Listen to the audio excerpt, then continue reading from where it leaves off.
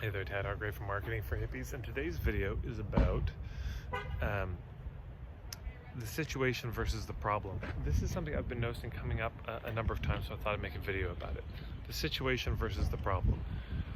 What I mean is this: people will often articulate a situation their clients are in. So the one I'm thinking about was just in a call in my membership program with the pro members on last Friday. And a woman said, she had us review a piece of writing she did, which is actually very beautiful, about people being at the crossroads in their life. And I read it and I said, well, I don't get it. It's a beautiful philosophical treatise on what the crossroads are in life and what that dynamic is like. I said, but all you're doing is you're describing a situation. It's not a problem. There's no problem with being at the crossroads. I mean, literally, if you went to a crossroads where a number of roads cross, why is that a problem to be at the crossroads? It might be an adventure. You might be so excited. Oh my God, there's so many roads I could take. This is the best. Yeah. Or it might be somebody else might stand at the crossroads and say, what a beautiful time to sit and reflect on my life and consider all the possible opportunities. Look at my regrets, what I'm proud of, There's nothing inherent in a crossroads that makes it terrible. But let's say you have to get somewhere quickly and you get to the crossroads and the roads are not marked. Well, now there's a problem. Yeah, and I said to her, my guess is a lot of your clients are older, and she nodded. She said, yeah. I said, so they don't have as much time. The crossroads looks real different to a teenager than it does to somebody in their 60s or 70s. If you're in your 20s and somebody else is in their 70s, it's not the same crossroads, is it? At the 20s, you just think, well, I'll take this road, and then I'll come back, and then I'll take this road, and then I'll come back. I'll try all the roads. But when you're older, you start looking and say, I've got time for one of these. And how do I choose? So then you start to get a flavor of what the problem is. How do I choose which road to take, knowing I may never be back this way? So that's a really important thing. Are you, when you're talking about Island A, where you're talking about the problem, are you actually talking about a problem, or are you just describing a situation? What the problem, there's always a problem where it's, here's the current situation, here's what's wrong with it, here's why it's not working. And why is it not working? Well, because you want something else. The crossroads is only a problem when you don't want to be at a crossroads. So that may seem obvious, but you're having fights with your spouse. Okay, what's the problem? You don't want to be. Okay. That may seem obvious, but there might be some people like, no, we have a really authentic, passionate relationship. We argue all the time. We fight all the time, and it's great. It keeps us real.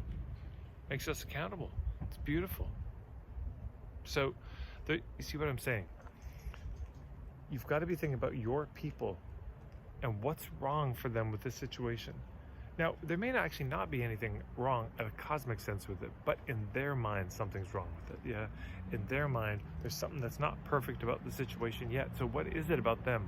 Why is it not perfect? Maybe they have a judgment about it. You're somebody who you don't have as much energy as you used to. Okay, so some people, there's a great Leonard Cohen line. He says, I've been saved from desire by a blessed fatigue. That's called getting older. So some people might say, man, it's so good, I'm exhausted. When I had energy, I got myself into all kinds of trouble.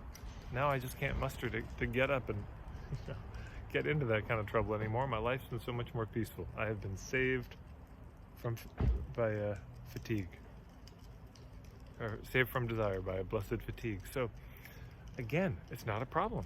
So people are tired. So what? People might just think, I earned it.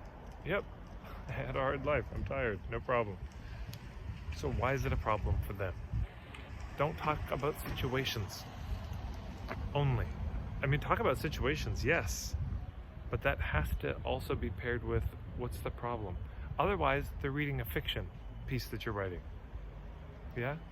They're reading your autobiography, or they're reading their autobiography, and they think, oh boy, I really feel seen, and they don't buy anything.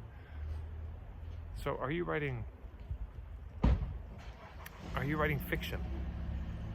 Is this what you're going for? Yeah, or are you trying to write sales copy? Is it a story or is it sales copy? Now it can be both, but if it's there to help somebody determine if this is a fit for them, if it's there to offer a solution to a problem that they have, you've got to name the problem. Otherwise they can just read it and say, oh, that's nice, I feel really seen, and nothing happens. Yeah, so okay, I think that's enough. Hopefully that makes sense. If you have any questions about this, feel free to ask. And of course, we're talking about how do you establish relevance. We're talking about sales copy in this, and I have other playlists on this. I'll do my best to remember to put the links below. And you can subscribe to these videos, why not? There's a little red button, a bell icon you can click. marketingforhippies.com is my website, and I'm on Facebook as well. I think that's it for today. Thank you everyone so much. I hope you're doing really well out there. By the way, always remember, check under the videos when I post these on YouTube, because there's usually links to other playlists and other videos that I think might be exactly what you're looking for. All right, thanks so much everyone. Take care.